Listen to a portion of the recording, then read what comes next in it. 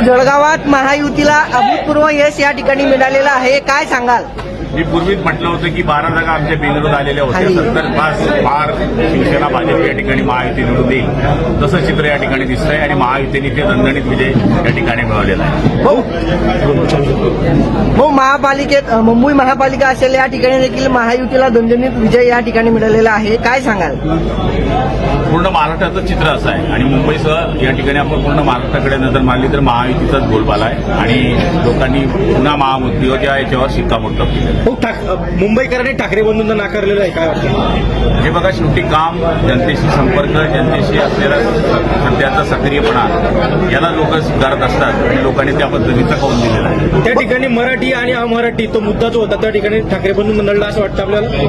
हे मराठी तर सगळेच आहे ना. या ठिकाणी आमच्याकडे निवडून येणारा सुद्धा महापौर जो होणार आहे तो मराठी आणि हिंदूच होणार आहे. भाऊ, ठाकरे बंधू एकत्र आले त्या ठिकाणी सत्ता येईल असं वाटत होतं, त्यांना नाकारलं का, काय वाटतं?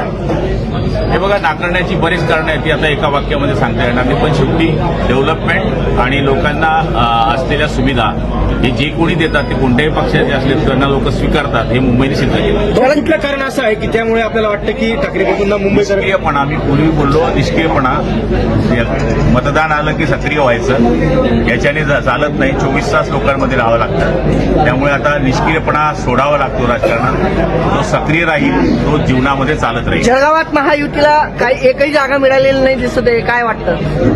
महाविकास आघाडीला जागा इथं मिळालेलं नाही असं म्हणता येणार नाही. काही ठिकाणी त्यांच्या जागा आल्याचं या ठिकाणी माहिती आलेली आहे, पण जर आपण पाहिलं तर आम्हाला 70च्या पार जागा मिळतात, म्हणजे 75 पैकी 70च्या वरती.